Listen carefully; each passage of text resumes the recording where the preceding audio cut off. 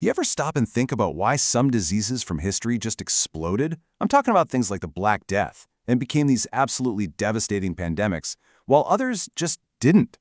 Well, today we're going to dig into the three key factors that really decide how and why a disease can just rip through a community.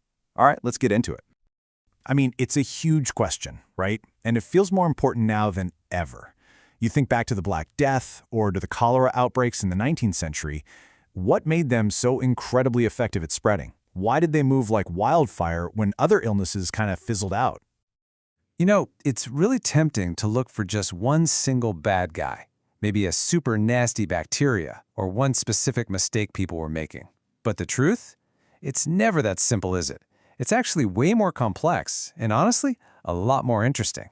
The spread of a disease is like a perfect storm. And that storm, it turns out, is powered by three key factors. We're going to break them all down, one by one, and we'll use some of history's most notorious outbreaks to see how they work. Understanding these three pillars is, without a doubt, the key to understanding contagion itself. Okay, first up is probably the one that makes the most sense right off the bat. People. Or to be more specific, how many people are jammed into one place. Let's take a look at how crowds literally create superhighways for disease. So the official term for this is population density. And it's not just about how many people live in a city or a country. It's really about how tightly packed they are, how much they're interacting with each other every single day. Think about it. Every handshake, every shared space is another chance for a pathogen to jump from one person to the next. And history gives us some perfect, really stark examples of this. Over on the left, you've got the Black Death. It just tore through medieval cities where people were living quite literally on top of each other. And on the right, 19th century cholera. It absolutely exploded in these new industrial towns where everybody was using the same and often very contaminated water pumps. In both cases, high density meant a faster and way more devastating spread. Okay, so density is a huge piece of the puzzle. But it's not the whole story. It's not just about the number of people, it's also about who those people are. That brings us to our second factor, the human mix. Now, when we say mix, what we're really talking about is the age makeup of a community. See, a population isn't just one big uniform group. Nope, it's made up of different segments, and age is one of the biggest dividers when you're talking about who's vulnerable to disease.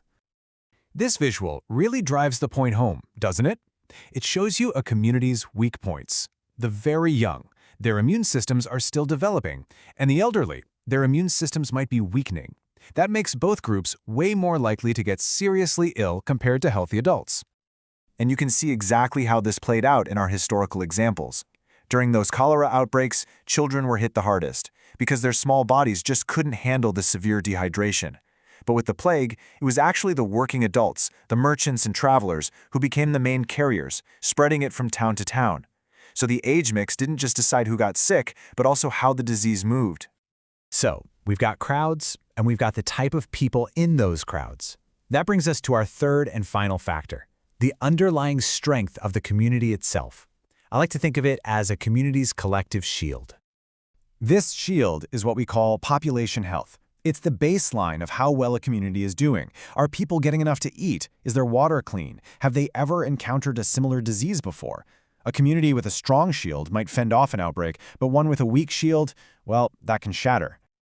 And let's look at our two examples again to see how this worked. The Black Death hit a Europe that was already weak from years of famine. That meant poor nutrition was everywhere, and with zero prior immunity in the population, people's bodies were just defenseless. Then, fast forward a few centuries to cholera. The big weak point then was sanitation. These new industrial cities grew so fast with almost no planning that their water became a contaminated soup. A city's own lifeline turned into a weapon against it.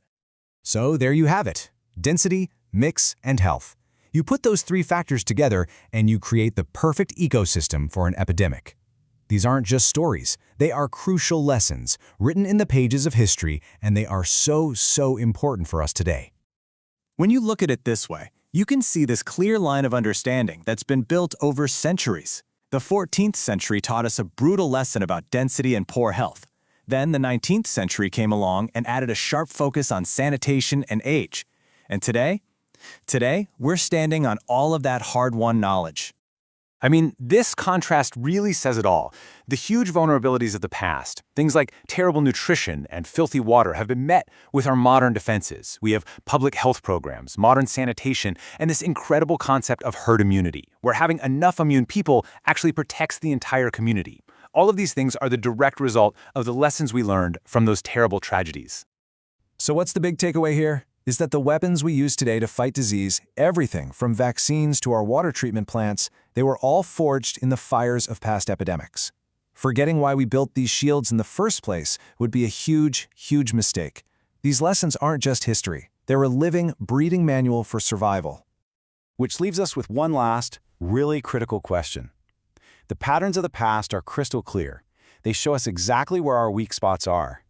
The question for all of us, right now, is whether we're going to keep listening to those warnings. Are we prepared to keep our shields up,